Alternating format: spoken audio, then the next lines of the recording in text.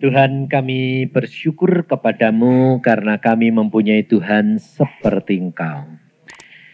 Tolong Tuhan pada sore hari ini buat anak-anak-Mu mengenal dan mengerti. Dan lebih mendalami akan apa yang Engkau mau dalam rencana-Mu di dalam hidup kami. Supaya kami dapat sampai ke tempat tujuan yang Engkau kehendaki dan rencanakan. Dan tidak berputar-putar seperti bangsa Israel. Karena kami mau Tuhan, sampai pada waktu yang Kau sudah tetapkan bagi kami. Karena kami tahu rencana-Mu itu indah bagi kami. Terima kasih Bapa. Dalam nama Tuhan Yesus, mari Tuhan Roh Kudus buat kami mengerti. Haleluya. Amin.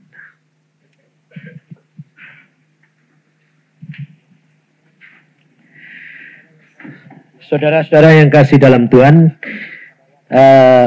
pada waktu saya berdoa minta supaya Tuhan memberikan firman-Nya pada hari ini, bukan berarti saya sudah mulai nginjil lagi, ya. Saya tekankan, bukan. Saya cuma hanya mengisi bagian-bagian yang Tuhan kehendaki.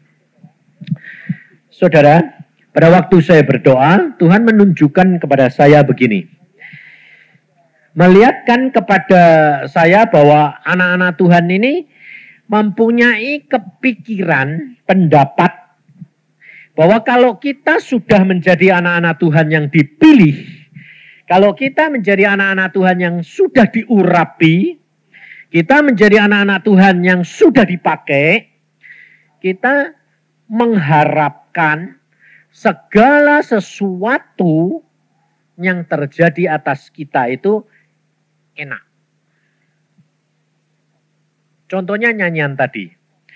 Kebajikan dan kemurahan mengikuti aku. Nah, sehingga anak-anak Tuhan ini kalau ada masalah, kesukaran, sakit penyakit, kesulitan, akhirnya kecewa enggak? Kecewa. Kenapa? Karena mempunyai pandangan bahwa Allahnya itu diukur menurut apa? Menurut pikiran dan kehendak kita sendiri. Padahal Tuhan Yesus berkata, kalau engkau mau menjadi muridku, kau harus sangkal diri. Jadi kehendak Tuhan yang jadi atau kehendak kita? Hah? Nah, enak enggak kehendak Tuhan itu buat kita? Ayo. Enak enggak? Pasti enak. Tapi untuk sementara Tuhan berkata, pikulah kuk yang kupasang. Karena kuk yang kupasang itu enak dan ringan. Nah, pikiran kita kalau sudah dengar kuk yang kupasang itu enak dan ringan, lah enaknya itu menurut kamu atau menurut Tuhan? Hah? Enaknya itu menurut Tuhan. Enaknya Tuhan, enak buat kamu enggak? Belum tentu. Lah ini yang kerap kali kita itu selalu maunya apa? Katanya ringan. Kok kenyataannya berat. Lah kalau saudara bilang, kok berat? Berarti saudara ini kurang ajar enggak? Berarti kamu nyalain Tuhan enggak? Katanya ringan, kok berat? Tuhan bilang, kok yang kupasang itu enak dan ringan. Makanya saya bilang, ringannya yang Tuhan katakan tuh ringan yang paling berat. Ringan yang paling ringan daripada yang paling berat. Jadi kamu sudah tidak kuat, kira-kira kamu ngangkat 50 kilo tidak kuat, itu dikasih berapa? 49. Cukup ringan enggak? Nah ini masalahnya saudara tidak kenal Tuhan. Makanya itu saya selalu katakan, baca Alkitab, belajar dari orang-orang pilihan Tuhan. Kita kerap kali kalau baca Alkitab, cari yang enak-enak. Padahal kalau engkau belajar dari pengalaman orang-orang yang dipilih Tuhan, engkau akan menjadi orang yang kuat dan bijaksana. Contohnya salah satu Abraham. Abraham itu dipilih Tuhan menjadi bapak orang beriman. Tuhan berkata apa? Turunanmu seperti bintang di langit. Berapa tahun dia menantikan anaknya? 25 tahun. Dapat anak berapa? 1. Yang dikatakan menurut firman-Nya, anak cucumu seperti bintang di langit. Tapi dapatnya 1. Kira-kira cocok enggak sama pikiranmu? Nah, enggak cocok kok. Nah, itu pikirannya Tuhan. Sebab Tuhan bilang, pikiran Allah itu seperti langit dan bumi dibandingkan dengan pikiran kita. Makanya kalau saudara mendapat firman Tuhan, mendapatkan penglihatan, mendapatkan nubuatan, mendapatkan mimpi, kerap kali saudara bilang apa? Tak cocok. Kenapa? Sebab saudara nilai menurut ukuranmu. Semuanya saudara. Coba kita lihat sekarang. Belajar hari ini di dalam Samuel, 1 Samuel 30. Pengalaman Daud. Karena Tuhan pada waktu itu menunjukkan pada saya, hampir semuanya pada waktu mendapatkan firman Tuhan tentang tahun ini, saya lihat peperangan, saudara-saudara masuk peperangan, kemudian sudah perang, loyo semua, kemudian sekarang tanggapannya itu salah. Sebagian saudara menanggapi, ya memang kita sudah loyo, sekarang suruh berdiam, suruh tahan diri, ya sudah diem. Salah. Ini kesalahan orang-orang Kristen kerap kali kalau menerima firman. Tuhan tidak mengendaki saudara diam diri. Saudara bertahan sampai akhir. Bertahan sampai akhir itu tidak diam diri. Saudara pikirnya suruh bertahan ya diam diri. Sudah nyerah masa bodoh udah boleh. Bertahan orang perang. Kalau bertahan itu waspada terus enggak? Siaga terus enggak? Nah kalau Tuhan bilang bertahan. Lalu kamu bilang tidur. Kira-kira mati enggak? Mati. Nah ini banyak orang Kristen salah. Lihat di dalam 1 Samuel. Pasal 30. Kita baca ya. Ketika Daud serta orang-orangnya sampai ke Siklak, pada hari yang ketiga, orang Amalek telah menyerbu tanah Negeb dan Siklak. Siklak telah dikalahkan oleh mereka dan dibakar habis. Perempuan-perempuan dan semua orang yang ada di sana, tua dan muda, telah ditawan mereka dengan tidak membunuh seorang pun. Mereka menggiring sekaliannya, kemudian meneruskan perjalanannya. Ketika Daud dan orang-orangnya sampai ke kota itu, tampaklah kota itu terbakar habis dan istri mereka serta anak mereka yang laki-laki dan perempuan telah ditawan. Lalu menangislah Daud dan rakyat yang bersama-sama dengan dia itu dengan nyaring. Sampai mereka tidak kuat lagi nangis. Nah, sampai sini saudara. Saudara perhatikan, Daud ini orang yang dipilih Tuhan enggak? Tuhan berkata apa? Aku telah menemukan Daud, orang yang berkenan di hatiku. Kata Tuhan. Nah, kalau Daud menjadi orang yang berkenan kepada Tuhan, bahkan dipakai Tuhan menjadi bapak leluhurnya Yesus Tuhan. Ini orang istimewa enggak? Hah? Istimewa toh? Nah, kita harus mengenali. Kalau orang yang berkenan kepada Allah, sedemikian disayang, dikasihi, diangkat jadi raja, tapi pengalamannya ini pelajari saudara. Sehingga kalau saudara dan saya mengalami penderitaan, saudara tidak kecewa. Kenapa? Kalau Daud saja kayak gitu, apalagi aku. Ya toh? Kamu sama Daud dibandingkan nyenengin hati Tuhan, nyenengin mana? Hah? Kalau dipilih, kamu sama Daud berkenan mana? Berkenan Daud, lumayan Daud daripada kita. Makanya saya ditanya Tuhan, saya pada waktu Bevis itu anak SMI lahir. Dia bilang, Tuhan bilang itu lembu jantan yang bagus. Waduh, aku seneng ngomong cucuku. Tapi lalu saya tanya Tuhan, Tuhan kalau aku apa? Pikirku, kayak lembu aku ya mungkin kambing kek, ya toh. Malah Tuhan bilangnya apa? Anjing. Kamu si anjing. Hah? Aku anjing Tuhan. Iya. Sebab kamu tuh jelek luar biasa. Najis, kotor, hina, cemar. Waduh, celaka aku. Sampai aku nangis luar biasa. Tapi disitulah kenyataan, saudara. Tapi saya tidak pernah kecewa dengan Tuhan. Karena apa? Karena tuh anjing pun disayang Tuhan lumayan. Ya dong? Daripada kamu di singa Indonesia. Bukan singa Yehuda. Tapi Tuhan ini tidak seneng mau apa. Kan lumayan anjingnya. Ya dong? Maka dari itu kita harus belajar mengenali Tuhan. Nah, Daud pulang dari tanah Israel karena tidak boleh perang.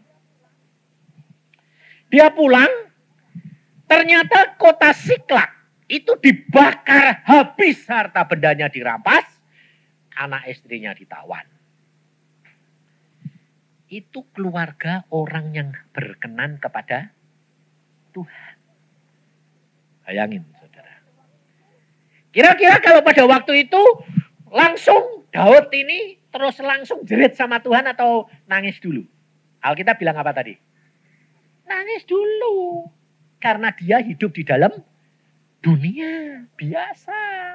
Jadi kalau saudara mengalami kesulitan, nangis dulu, itu biasa, lumrah. Boleh, boleh. Tapi jangan meninggalkan Tuhan.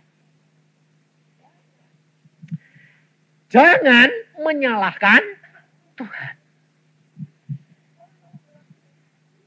Jangan lalu bilang gini, kenapa dibiarkan Tuhan? Bukankah Tuhan maha kuasa? Bukankah Tuhan berkuasa melepaskan semuanya? Kenapa dibiarkan? Saya pernah ngalami sendiri, saudara. Ada orang mau ngerampok, mau minta berbuat jahat di sini, saya berani pada waktu itu. Dalam nama Tuhan Yesus, minggir semua, minggir. Saya memberi contoh anak-anak. Tapi pada waktu saya kemasukan rampok sudah di dalam, saya tengking kok tidak jalan. Saya buka, tidak jalan, tidak punya kuasa. Nah, sampai saya akhirnya tutup, teriak-teriak tetangga, rampok, bayangin. Habis itu saya renungin, wah saya ini mempermalukan Tuhan loh. Kenapa? Lawang punya Tuhan kok gembor-gembor tetangga. Tapi dari situ saya tahu, segala perkara itu boleh terjadi untuk mengajar kita dan mendidik kita siapakah kita sebetulnya. Kalau tanpa Tuhan tidak mempunyai apa-apa. Ini yang penting, saudara. Kenapa saya suruh ngalami? Karena Tuhan mau menunjukkan kamu di luar aku, kamu tidak bisa berbuat apa-apa. Makanya kita harus belajar. Pada waktu Daud mengalami seperti itu dan semua orangnya 600 orang tentaranya. Berarti keluarga yang ditawan itu kira-kira berapa? Hah? Semua punya istri, semua punya anak. Daud istrinya 2 pada waktu itu. Belum punya anak. Tapi yang lain tuh sudah punya anak. Jadi kalau rata-rata keluarga itu 4 saja. 4 kali 400 berapa? 600 berapa? Segitu banyaknya semua ditawan. Pulang sampai di rumah yang didapati puing-puing semuanya. Makanya mereka dikatakan di situ menangis sampai tidak kuat nangis lagi. Berarti apa? Tenaganya sudah habis. Kesulitan yang dihadapi menyebabkan tenaganya sudah habis. apa yang dilakukan oleh anak buahnya? Kita baca supaya kita belajar.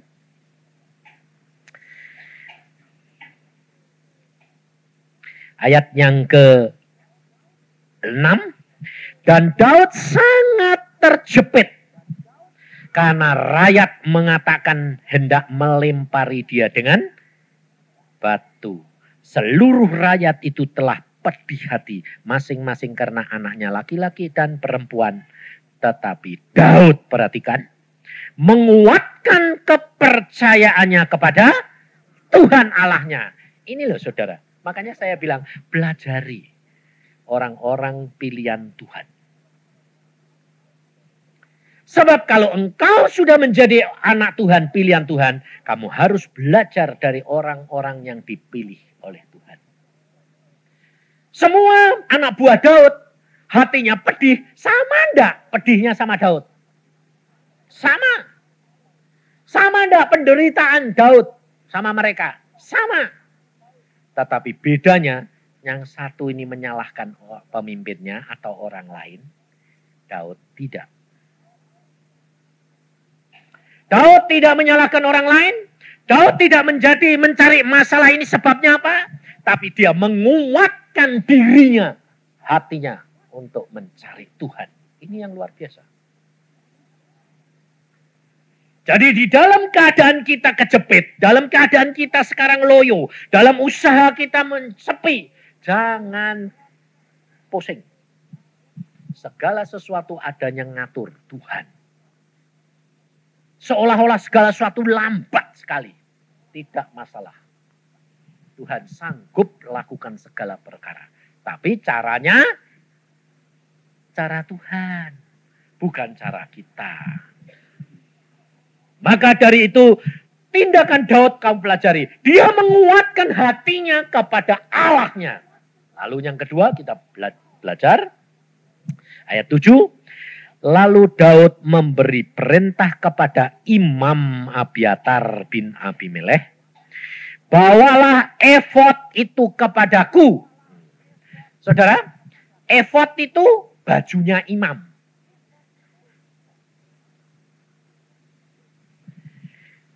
Bajunya imam itu efod. Nah, kenapa kok Daud justru nyari efod tapi bukan imamnya? Ada imamnya enggak?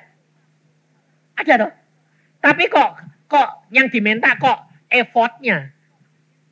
Kok ada imamnya? Kenapa? Sebab imamnya sendiri sedih. Harusnya Daud ini yang minta tolong sama imamnya yang sembahyang, betul enggak? Hah? Wong imam ini adalah diangkat oleh Tuhan menjadi orang perantara antara Tuhan dan manusia. Tapi imamnya sendiri loyo. Tidak bisa, sedih karena memikiri anak dan istrinya. Maka Daud minta bajunya saja. Kenapa? Sebab baju ini dipakai untuk menghadap Tuhan. Kalau imam mau menghadap Tuhan harus memakai baju efod. Nah, ini dibawa. Nah, lalu saudara perhatikan. Maka Abiatar membawa efod itu kepada Daud. Kemudian bertanyalah Daud kepada Tuhan, katanya, haruskah aku mengejar gerombolan itu? Akan dapatkah mereka kususul? Dan ia berfirman kepadanya, kejarlah, sebab sesungguhnya engkau akan dapat menyusul mereka dan melepaskan para tawanan. Nah, Daud pada saat itu Roh Kudus belum dicurahkan. Belum tinggal di dalam hati tiap anak Tuhan. Nah, maka Daud pada waktu itu menggunakan efod, sebab efod ini tempat di mana alat di mana dia menghadap kepada Tuhan. Tapi kalau zaman sekarang anak-anak Tuhan kerap kali masih seperti zaman dulu. Kalau punya kesulitan cari hamba Tuhan enggak? Hah? Saya kerap kali didatangi orang bilang gini, Pak Yusa, tolong doain dong. Saya bilang, kenapa kamu tidak doa sendiri? Kalau Pak Yusa kan lebih dekat. Kalau Pak Yusa yang minta, Pak Yusa lebih dekat sama Tuhan. No? Itu berarti kamu menyangkali Roh Kudus di dalam dirimu enggak? Rugi. Saudara percaya kalau engkau sudah menjadi anak Tuhan, Roh Kudus ada enggak? Ada. Sudah, kenapa kamu pusing? Kamu ngomong sama Roh Kudus. Berdoa. Doamu pasti dijawab. Yakin. Lalu kamu bilang gini, lah enggak dengar papa itu, Pak. Nah, itu masalahnya. Karena kamu membatasi kuasa Tuhan. Nah, Tuhan tuh mau jawab jawab dia saat sukamu tuh. Kamu berdoa, tidak dijawab sekarang. Tapi kamu percaya sudah dijawab. Bisa tidak? Bisa. Saya pernah memaksa Tuhan. Pada waktu saya di Irian Jaya. Saya mau pulang hari Sabtu. Saya masih ketinggalan satu mobil. Saya mau jual, belum ada yang mau beli. Sebulan sebelum saya pulang. Sudah saya doakan. Sudah saya advertensikan. Sudah saya umumkan, tidak ada orang mau beli. Berarti mobil saya kalau saya pulang hari Sabtu kan saya tinggal. Lalu saya kurang 3 hari saya maksa Tuhan. Jadi hari Rabu, Kamis, Jumat saya maksa Tuhan. Saya bilang, Tuhan aku doa mau jawab-jawab. Sekarang aku mau doa, puasa, ndak makan, ndak minum, mati biar sampai kamu jawab. Dan saya doa puasa itu masih kerja jadi dokter. 3 hari 3 malam gak makan gak minum sama sekali. Nekat saya, peduli amat, lemas mati ya Ben, beneran. Saudara tahu hari ketiga jam 3 siang saya berdoa itu Tuhan datang itu marahnya luar biasa. Suaranya kayak guntur, dia bilang gini, kamu memaksa Tuhanmu. Saya sampai ketakutan. Saking ketakutan saya bilang, tidak. Kurang ajar dah. Sudah maksa sendiri tapi ternyata ngomong. Kenapa? Kok nyangkali? Takut. Suaranya itu kayak guntur, kayak orang mau diremet. Dihancurin. Tidak, aku bilang. Habis tidak, saya tidak bantah apa-apa. Langsung ke dapur, saya minum, saya makan. Saya sudah makan. Bayangin. Saya kayak anak kecil. Saya makan. Saya makan, mau minum. Saya balik ke kamar, saya bilang, saya sudah makan, saya sudah minum. Tidak maksa. Saya bilang. Lalu Tuhan bilang, siapa kamu? Kok kamu tuh maksa aku? Aku bilang apa? Tidak jadi. Tidak jadi. Aku tidak usah mau jawab, tapi aku tahu engkau dengar doaku. Dan karena engkau datang ini meskipun marah, tapi aku percaya engkau itu sudah jawab. Selesai. Tenang, tidak ada apa-apa lagi. Tuhan tidak ngomong apa-apa lagi. Saudara tahu jawabannya kapan? Malamnya saya tidur. Tuhan itu malah jawab gini. Kau tidak usah ngotot-ngotot maksa aku. Kalau sudah waktunya, aku kan yang ngatur sendiri. Lalu saya dilihatkan, ditemukan seorang perempuan. Sampai saya bilang, duh, ini perempuan kenapa? Itu orang yang mau beli mobilmu. Oh, udah. Jadi saya bangun pagi-pagi, pergi gereja, pergi ke gereja, persekutuan. Terus pada waktu itu, si ibu ini keluar dari tempat itu, saya bilang, loh ini toh Tuhan. Yang tadi malam saya lihat. Langsung saya samperi. Bu, ibu kepengen beli mobil saya ya? Dia kaget setengah mati, saudara. Loh, Bapak kok tahu? Wong itu baru dalam hati saya. Saya belum ngomong sama orang-orang. Saya belum ngomong sama Bapak. Baru dalam hati gini, aku kok kepengen mobilnya Pak Cipto. Baru ngomong. Jadi kalau Tuhan belum jawab hari-hari sebelumnya itu kenapa? Karena ibu ini belum kepengen. Iya toh? Tuhan kan lebih tahu, dia belum kepengen. Lah kalau diomongin, saya tanya, Bu beli mobil saya, ya tidak mau, belum kepengen. Pada waktu dia malamnya ngomong gitu, kepengen gitu, Tuhan baru ngomong sama saya, itu loh yang beli. Langsung saya bilang, betul loh Bu? Ya betul, baru tadi malam saya kepengen. Mau jual berapa toh Pak? Berapa kamu mau beli? 975, ya ambilin. Nggak tak tawarin, nggak tak naikin. Kamu berani berapa? Aku punya uang cuma segini Pak, ambil. Selesai, besok saya pulang. Saudara tahu? Tuhan kita itu tidak pernah terlambat. Tuhan tidak pernah tergesa-gesa. Dia selalu tepat pada waktunya. Maka dari itu tidak usah khawatir. Daud di dalam keadaan yang terjepit seperti itu, dia menguatkan hatinya dan dia bertanya kepada Tuhan. Dan Tuhan menjawab, kejar. Kamu akan mendapatkan, membebaskan mereka semua. Saudara perhatikan, kata-kata Tuhan bilang apa? Kejar, betul lah? Saudara kalau kamu dikasih tahu, kamu akan berhasil. Terus kamu bilang apa? Lah caranya bagaimana, betul tak? Nah, kalau Tuhan bilang, kejar, kemana? Hah? Daud tidak pernah bertanya, kemana, arah kemana, bagaimana, berapa hari, tidak pernah tanya. Dan saudara perhatikan, dia mengejar berhari-hari, menyeberangi sungai. Dia cuma apa? Tuhan bilang, kejar, kejar saja. Arah kemana? Lihat jejaknya secara daging. Sebab kalau Tuhan bilang kejar, ya kejar.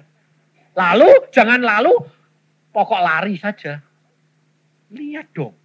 Kan itu jarahan itu kan, orang jalan ini kan ada bekasnya, ada barang yang jatuh. Nah, itu Daud. Sebab kita masih hidup di dalam dunia, rohani dan jasmani. Tapi jasmani jangan melebihi rohani. Kita bergantung kepada Tuhan, tapi menggunakan hikmat akal kita melakukan.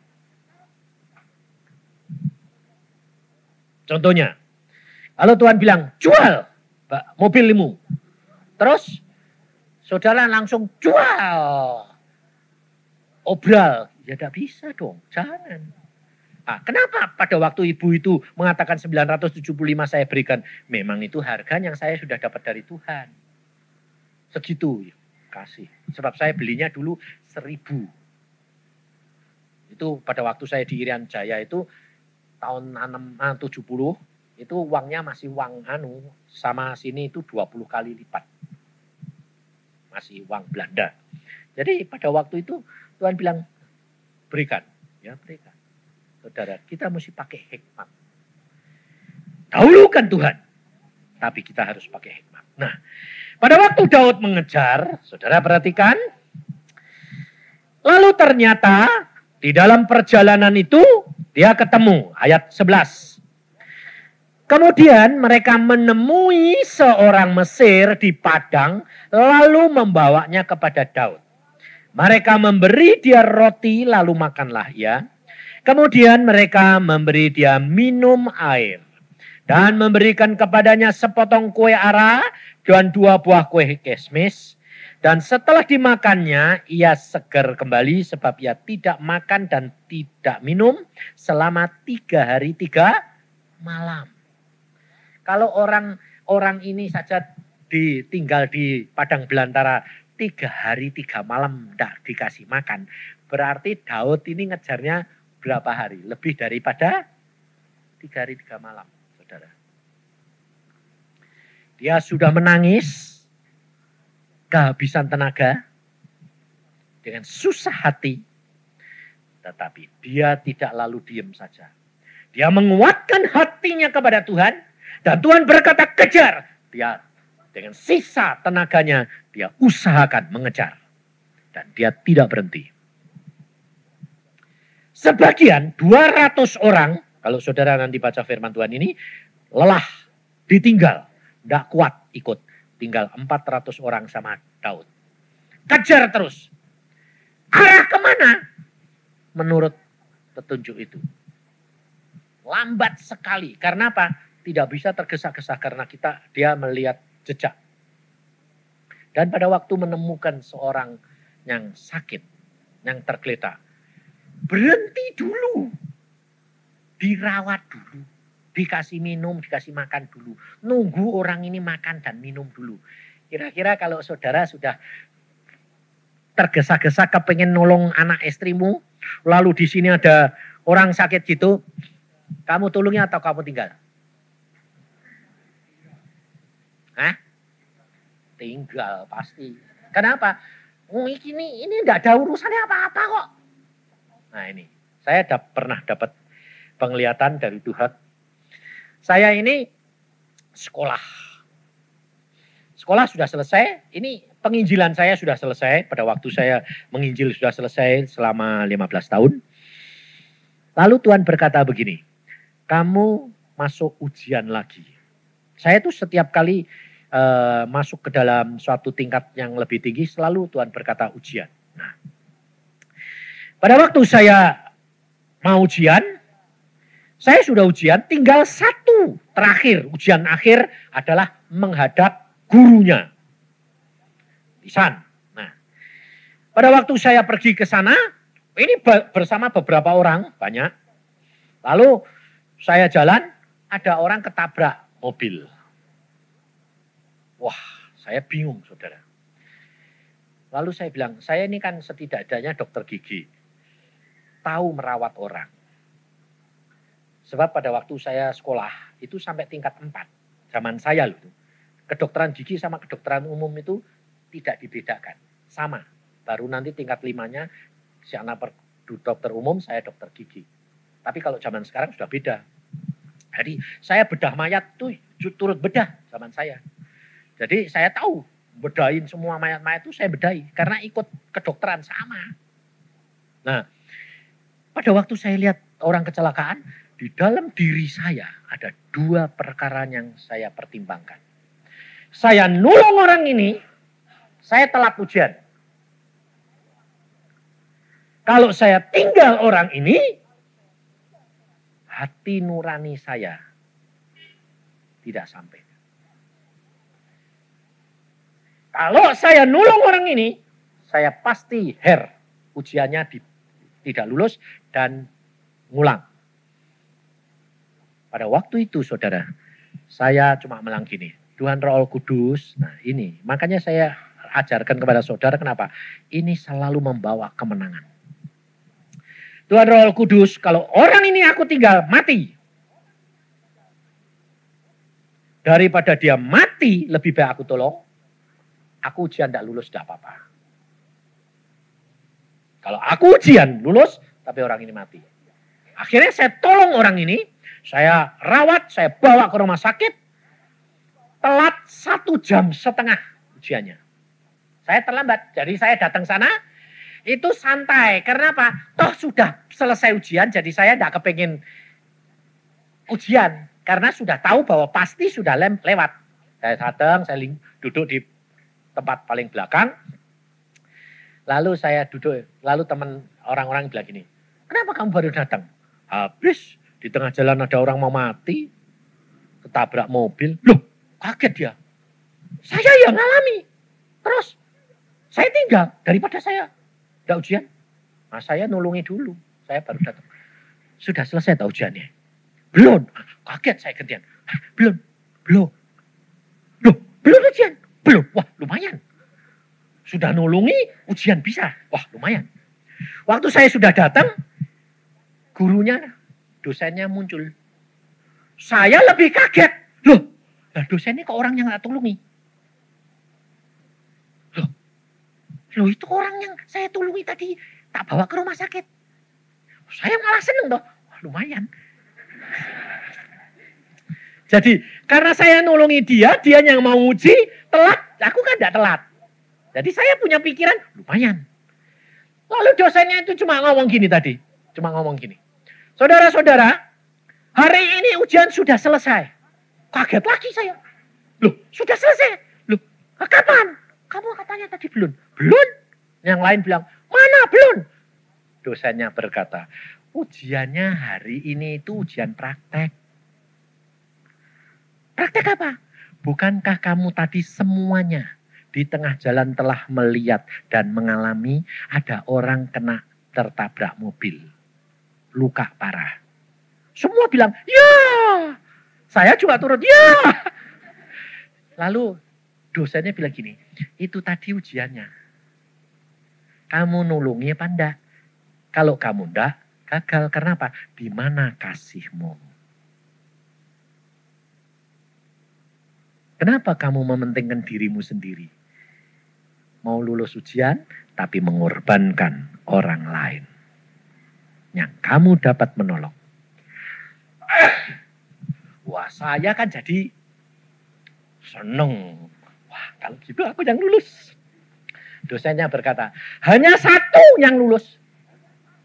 Yaitu dia orangnya itu yang di belakang sendiri Yusak. Wah, saya maju ke depan, lumayan. Saya telat 1,5 jam nulungi orang itu, ternyata itu ujian, saudara.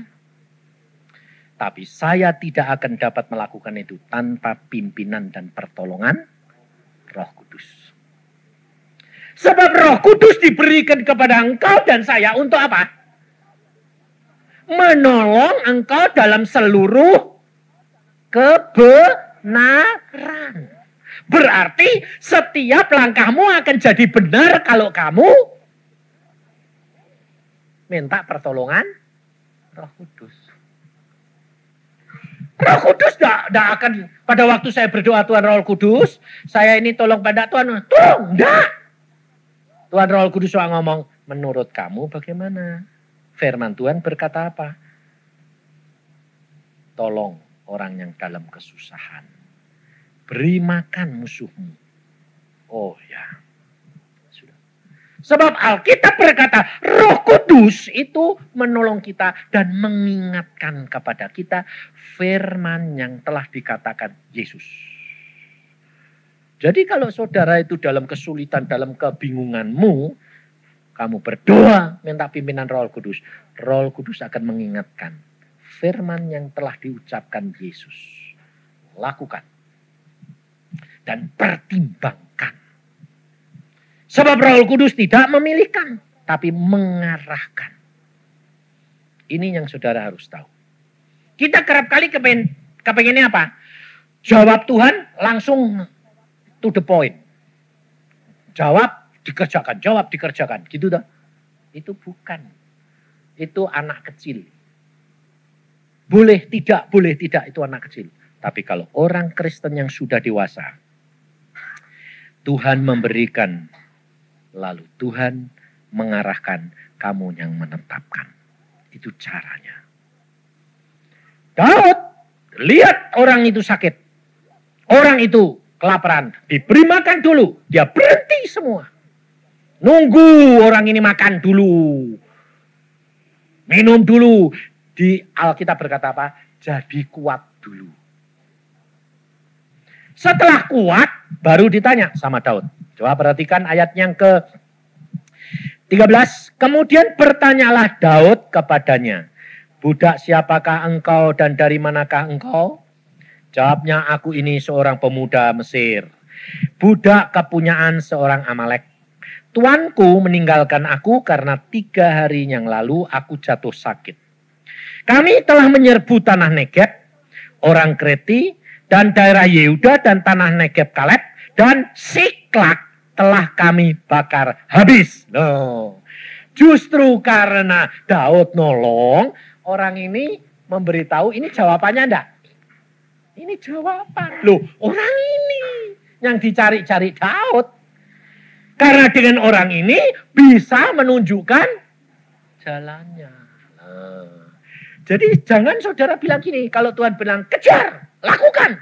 Kamu ngejar seenakmu, sembarang tinggal. Nah, nanti di tengah jalan, kamu ketemu sesuatu,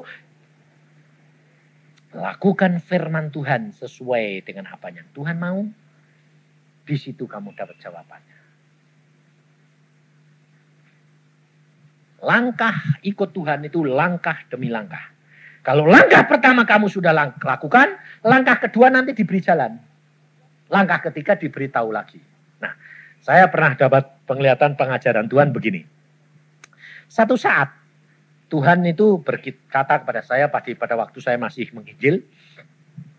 Tuhan berkata gini, Yusa, kamu harus sekarang berhenti. Lalu Tuhan berkata, merangkak. Saya bingung. Lola, tidak ada apa-apa kok suruh ngerangkak. Suruh merangkak. Jalan dengan lutut. Saya tidak tahu, baru tahu setelah saya berhenti nginjil, Tuhan, orang doa itu pakai lutut apa pakai apa? Baru tahu aku. Suruh ngerangkak. Oh, sebab pada waktu itu saya belum tahu. Rendahkan dirimu, ngerangkak. Saya itu orangnya nurut. Ngerangkak ya ngerangkak lah. Terus ada pipa, terowongan, yang tidak bisa orang jalan berdiri, tapi mesti ngerangkak. Masuk terowongan. Oh ya, masuk. Ya sudah, saya masuk. Tapi saya lihat, wah, di sana ada tutupnya. Tutupnya itu kayak baja. Saya bilang, Tuhan, tak lihat itu, aku ngerangkak sampai sana ada tutupnya baja. Lah ya percuma toh. Kan nanti sampai sana mentok ya balik ya toh. Padahal baliknya nggak bisa, mesti mundur. Tapi karena Tuhan bilang, jalan saja, ngerangkak terus. Ya sudah ngerangkak, saya terus. Saudara tahu, sampai di sana, waktu saya pegang-pegang, wong ada bajanya gini kok. Waktu saya pegang-pegang, itu ngeper. Oh, bisa dibuka. Jadi pada waktu saya dorong, buka, saya bisa masuk. Ah, saya masuk. Oh, lalu Tuhan bilang, kalau kamu terpengaruh oleh apa yang kamu lihat, kamu tidak akan bisa maju. Sebab apa yang kamu lihat kelihatannya baja, tapi ternyata pintu bisa dibuka. Nah, yang kedua, masuk lagi, ada kawat ram, kawat kuat sekali. Nah, karena yang pertama saya sudah tahu bahwa itu, oh itu kan cuma tipuan. Sampai sana saya pikir cepat-cepat tak dorong itu, jeduk. Lah, Tuhan bilang, loh kamu kok ngelihat seperti yang belakang. Loh tadi kan begini kayak gampang. Tadi. Ini. Nah, sekarang kamu, ya sakit Tuhan, rasain. Ini loh saudara. Kita tidak boleh membatasi kuasa Allah bahwa kalau satu masalah itu cara jalan keluarnya begitu, nanti jalan keluarnya ini mestinya gampang. Itu yang membuat orang Kristen jadi kecewa, jadi bodoh. Lalu Tuhan bilang, lihat. Sampai di situ saya lihat, oh ada kuncinya. Jadi kuncinya buka dulu dong. Oh iya. Oh jadi tidak semua sama Tuhan. Tidak. Setiap masalah yang kamu hadapi, setiap jalan yang kamu jalani, tidak ada yang sama. Itu Tuhan. Sebab Alkitab berkata, setiap hari baru. Maka jangan terpengaruh oleh pengalaman, jangan terpengaruh oleh cara-caranya, metodenya. Selalu berharap pada Tuhan.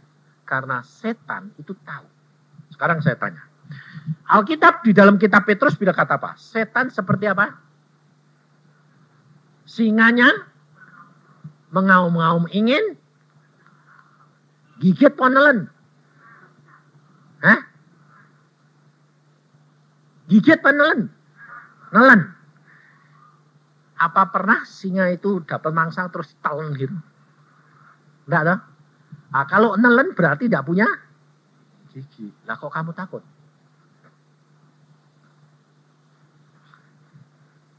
Ada singa mau menerkam kamu, tapi kamu tahu dia sudah tidak punya gigi. Kamu takut enggak? Contohnya, setan. Setan itu seperti singa. Tapi ompong. Kok kamu takut kenapa? Karena kamu bayangannya setannya masih punya gigi. Giginya sudah diomongi sama Yesus. Dan Alkitab berkata, dia seperti, jadi singa enggak? Seperti singa. Jadi singa enggak? Lah kok kamu lihat singa? Nah ini soalnya. Kita orang Kristen tuh kerap kali ketakutan karena bayangannya. Ini loh saudara. Makanya saya pernah ketemu Tuhan Yesus, persis Tuhan Yesus.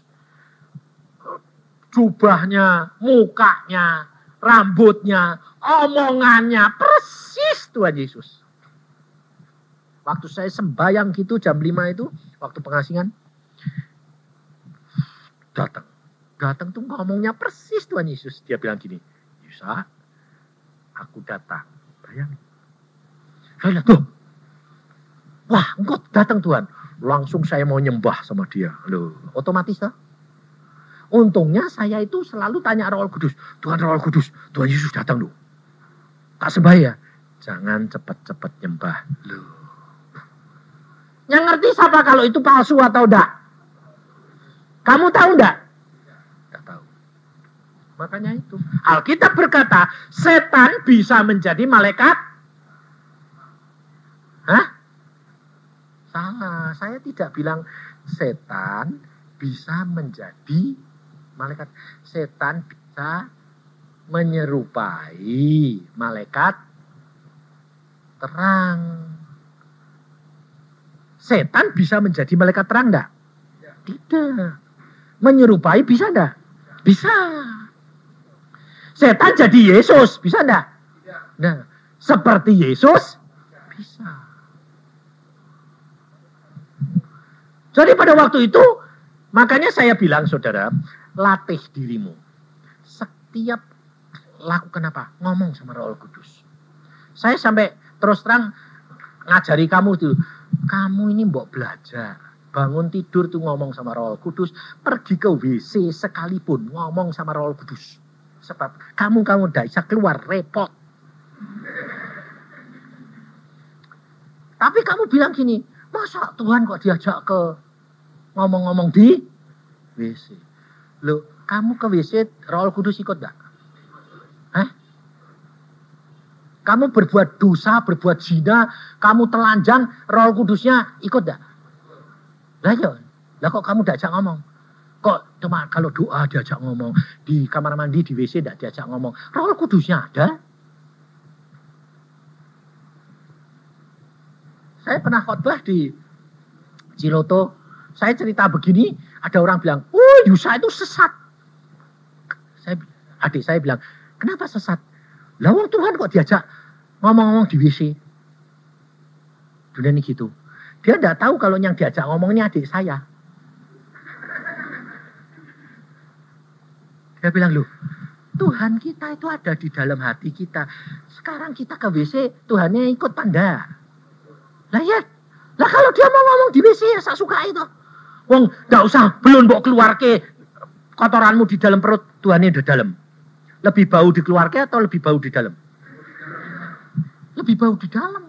Sedang Tuhannya di hatimu. Kotoranmu di sini, persis di atasmu tuh, di atas kotoran. Nah, kalau dikeluarkan tambah bersih tuh. Saudara, kita tuh kerap kali batasi kuasa Allah itu dengan pikiran kita. Kalau mau sembahyang sikat gigi dulu. Masa Tuhan diajak ngomong bau? Saya bilang, perutmu itu lebih bau. Saya bilang, hatimu lebih bau. Saya bilang, sebab Tuhan Roh Kudus ada di dalam hatimu. Makanya saya kadang-kadang sinis. Kalau kamu susah-susah, saya bilang kalau mau menghadap Tuhan dengan harus sikat gigi dulu, raup dulu, mandi dulu, pakai jas, saya bilang. Pakai dasi dulu, saya bilang. Apain, saya bilang. Saya tidak pernah, saya bilang. Nah terus, saya mau datang ya datang. Mau tidur ya ngomong, nyopir ya ngomong, saya bilang. Jalan kaki, saya bilang. Terima kasih Tuhan, untung aku tidak kepleset. ke WC yang ngomong, terima kasih Tuhan saya keluar, puji Tuhan lego. Saya tuh orangnya, saya di WC pun ucap, kamu enggak pernah tahu? Ke belakang bisa, ke belakang enggak pernah ngucap syukur. Padahal hal itu penting sekali kalau udah bisa keluar repot. Loh betul enggak? Kamu kencing saja enggak pernah. Terima kasih Tuhan. Aduh. Karena kamu pikir itu biasa. Macet repot gue. Baru Tuhan, ini dia Tuhan. Bayang. Sebelum macet, ucap syukur. Jadi enggak bakal macet.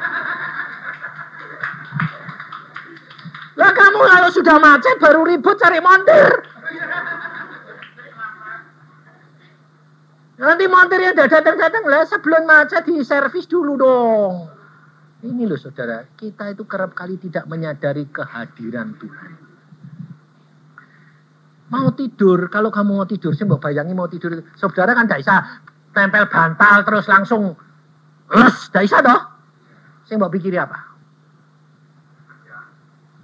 Itu. Jadi kerjaannya dibawa susah enggak? Cari sendiri enggak? Saya enggak pernah. Susah saya seperti apa? Saya mau tidur selalu ngomong sama Roh Kudus. Sampai tertidur.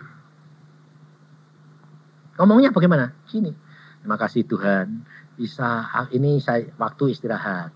Wah, tidak semua orang bisa istirahat. Ya, saya terima kasih. Engkau tuh baik kok Tuhan. Saya tuh tiap malam kalau mau tidur tuh mesti ngolok Tuhan. Engkau tuh baik Tuhan. Aku tuh sampai umur segini sehat, puji Tuhan. Damai sejahtera, cukup, makan enak, makan tidak tarak. Tidak boleh ini, tidak boleh ini, tidak minum obat, puji Tuhan. Engkau tuh baik, engkau manis. Aku tuh tidak bisa hidup dengan tanpa engkau kok Tuhan. Hidupku hanya anugerah-Mu. Itu saya ucapkan terus sampai saya tertidur. Tuhan ini seneng gak? Tuhan seneng. Coba, siapa yang sudah ngalami punya anak? Kalau anaknya mau tidur, mama itu baik, mama seneng gak? Saudara, Tuhan tuh kadang-kadang minta kita itu manja. Sebab Tuhan itu kerap kali memanjakan kita. Makanya kamu belum ngalami. Coba kalau kamu ngalami seperti saya. Waktu saya sembahyang, sedang mau berbuat dosa. Saya mikir dosa ini. Lalu Tuhan datang. Aku sayang kamu nak. Kenapa kok mikir-mikir yang jelek? Digituin, bayangin. Kepala saya dilus-lus. Saya bilang, loh Tuhan, saya sedang memikir jahat. Aku tahu. Makanya aku datang mau menyatakan aku tuh sayang kamu. Buat apa mikir yang jahat? Tidak ada gunanya. Belajar seperti tokoh-tokoh Alkitab. Di dalam kesulitan sebagaimanapun tetap kuatkan hatimu. Pegang dia, jangan takut, jangan khawatir. Sebab dia pasti menolong kamu. Apa yang dilakukan oleh Daud selanjutnya?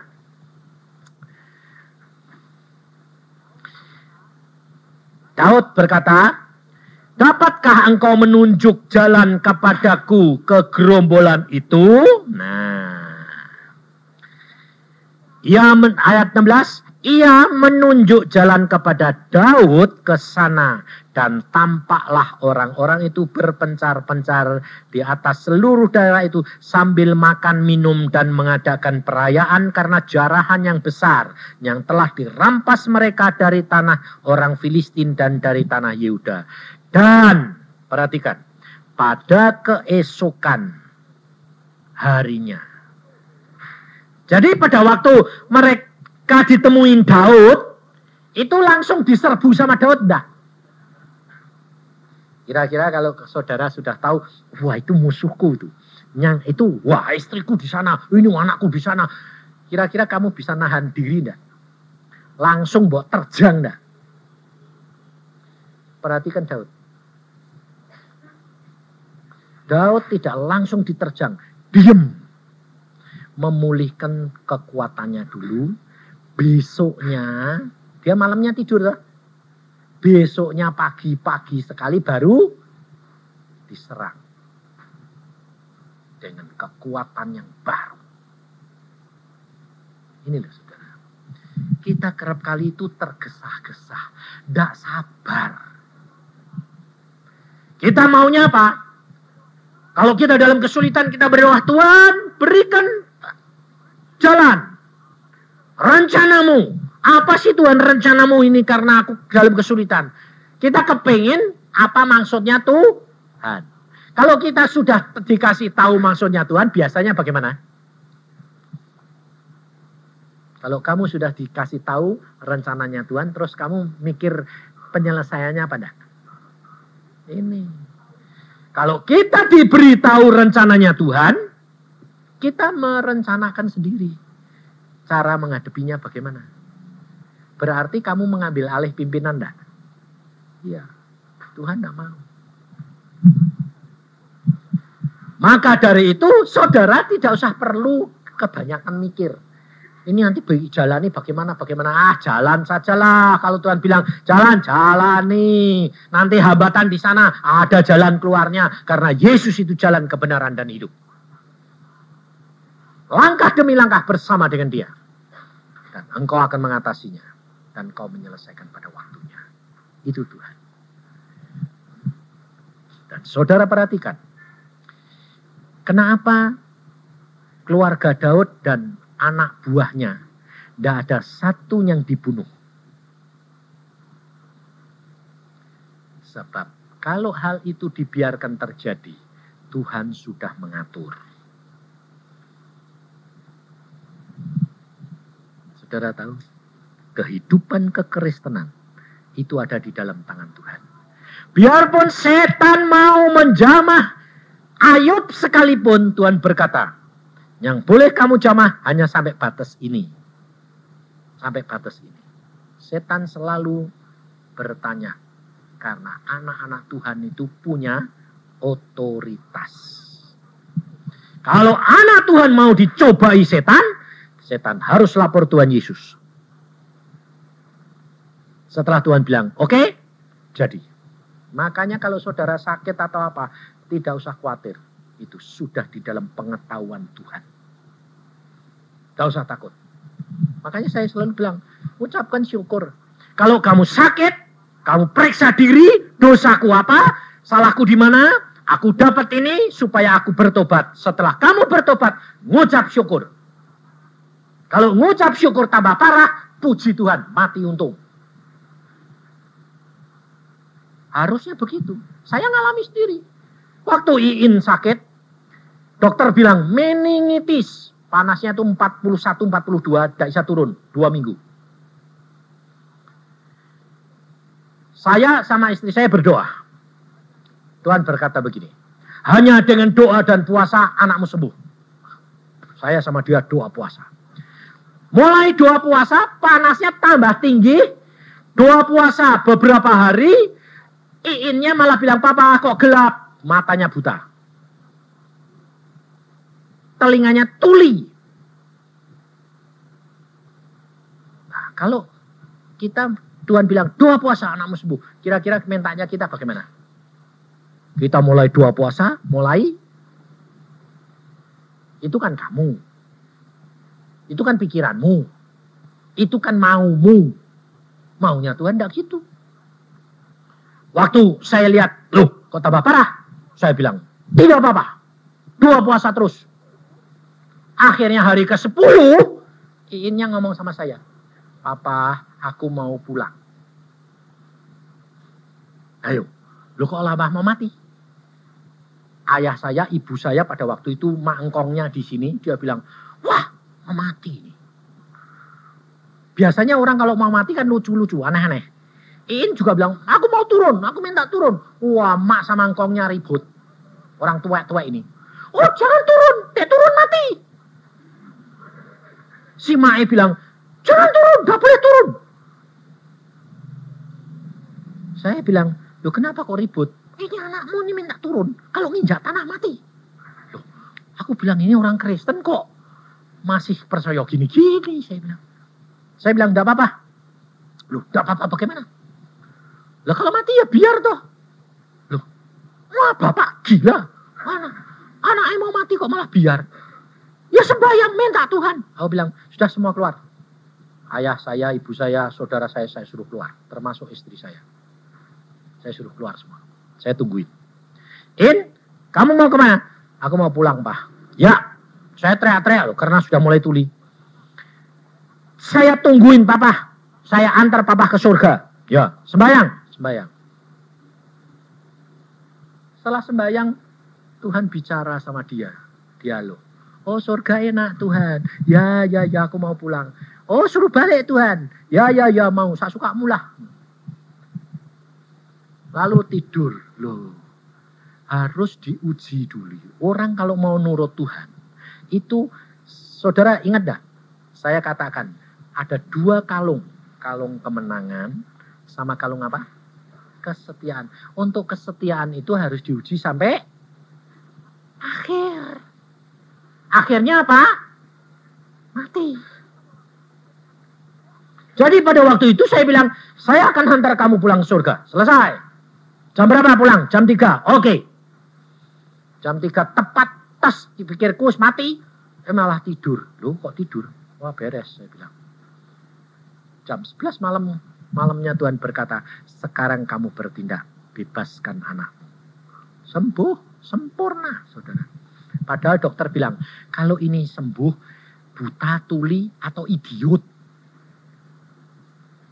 Pada waktu itu umur 11. Ini kalau anak sembuh, ini buta, tuli, atau idiot. Sebab meningitis, laput otaknya sudah kena.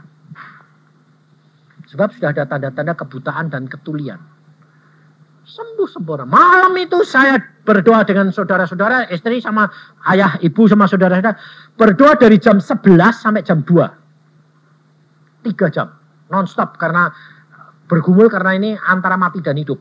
Doa terus. Jam 2 Tuhan bilang, lihat mata saya dibuka, ada setan di dadanya. 2 seperti kera. Saya bilang, loh kok ada kera? Di dadanya Iin. Dalam nama Tuhan Yesus, keluar kamu, keluar. Nempel di punggungnya istri saya.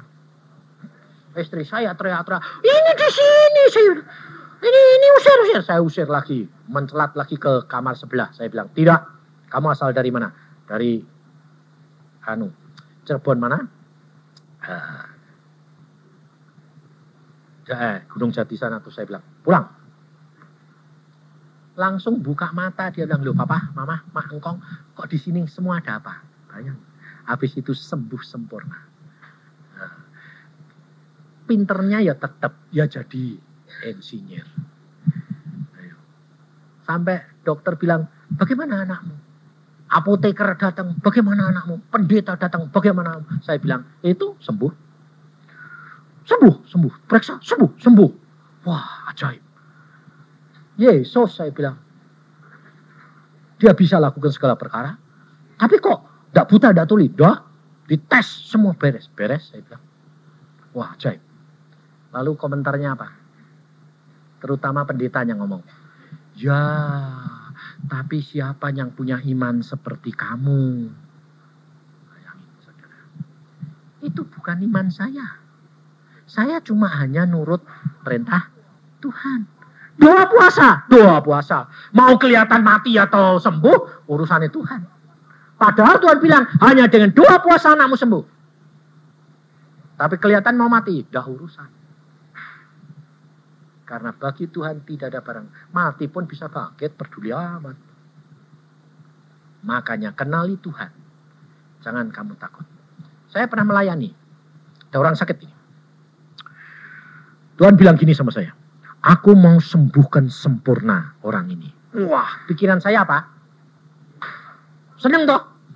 Saya bilang, jangan takut, kamu bakal sembuh sempurna. Mati. Loh, kok mati Tuhan? Loh aku bilang, sembuh sempurna kan di surga. Waduh, mateng aku. Loh, tak kira sembuh sempurna itu sehat. Mana ada di dunia Sempurna. Waduh, baru ngerti aku. Bayangin. Kira-kira kalau kamu jadi hamba Tuhan kecewa enggak? Pasti kamu bilang apa? Tuhan omongannya enggak bisa dipegang. Yang enggak bisa dipegang itu omongan Tuhan apa kamu? Kamu yang enggak ngerti dia. Bahasa dia. Dan itu tidak sekali. Setelah 2 kali saya tahu. Aku mau sembuhkan sempurna. Mati orang ini. Wes, tak siap kayak mati. Kamu mau sembuh sempurna enggak? Mau, mati. Tahun ini gitu orangnya. Mati Pak. Iya. Kalau kamu mau sembuh, tidak sempurna. Karena apa? Nanti bisa sakit lagi wong manusia di dunia. Betul enggak? Kalau sempurna, mati. Ini di Gatot Subroto, rumah sakit tentara. Istrinya kolonel. Istri kolonel. Datang saya bilang, ngobrol sama saya. Bagaimana? Saya bilang, saya sudah siap Pak. Siap apa? Apapun yang Tuhan mau. Benar? Benar. Sembayang. Bayang. Baru bilang, Tuhan, saya lihat tangan Tuhan mengedangkan tangan gini. Loh, Tuhan mau tak bawa pulang. Kapan? Hari ini. Bayangin. Aku terus bilang gini, amin. Loh Pak, kok udah jadi sembahyang? Tuhan bilang hari ini kamu pulang. Pulang Pak. Pulang kemana? Ayo, pulang ke rumah atau pulang ke surga? Hah? Pulang ke surga. Saya bilang pulang. Loh, pulang ke rumah Pak? Enggak. Mati. Pulang ke surga. Nangis. Loh Pak, kok malah mati? Loh, katanya siap. Saudara, kerap kali orang itu cuma ngomong. Tapi teori, prakteknya enggak. Waktu itu saya bilang, panggil suamimu, panggil anakmu, cerita, pesen-pesen, selesai, kamu pulang. Jam 1, saya kasih tahu, saya tinggal pulang. Kolonelnya itu dokter. Saya temuin, bagaimana Pak Yusa? Ngobrol sama istrimu, sepuasmu, sampai selesai. Kalau sudah selesai, istrimu pulang. Pulang kemana? Surga. Selesai. Mati hari ini Pak. Ya. Bayangin. Kolonel. Tidak jadi itu piye pesan. Terus dia bilang, ya sudah. Dia ngobrol sama istrinya. Mah, mau pesan apa mah? Ini, aku pesan ini. Kunci lemarinya, sebarangnya. Wah, selesai jam 6:30. Sudah ya Pak? Sudah ya Nek? Anaknya cuma 1. Mama, pulang ya. Ya Mah, nangis. Ayo sembayang. Sembayang bertiga, berangkat. Saya jam 7:30 ditelepon. Pak Yusa, kenapa? Sudah berangkat. Jam berapa? 6:30, 7:30. Jam 1 sampai 6:30 ngobrol terus. Ya, nah, karena nanti tidak keburu. Mati, besok dikubur. Jadi jangan saudara kira jadi hamba Tuhan itu kepenak. Ngomong gitu, dimaki orang enggak? Saya sampai dijuluki, jangan panggil pendeta Yusa. Tukang cabut nyawa.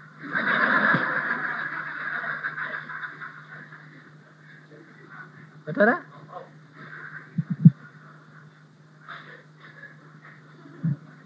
Saya dengar sendiri. Yusa itu tukang cabut nyawa. Tek sakit jangan panggil Yusa. Mati. Tapi sebaliknya di rumah sakit Gatot Subroto juga. Ada mak-mak tidak mati-mati. Dipanggilkan saya.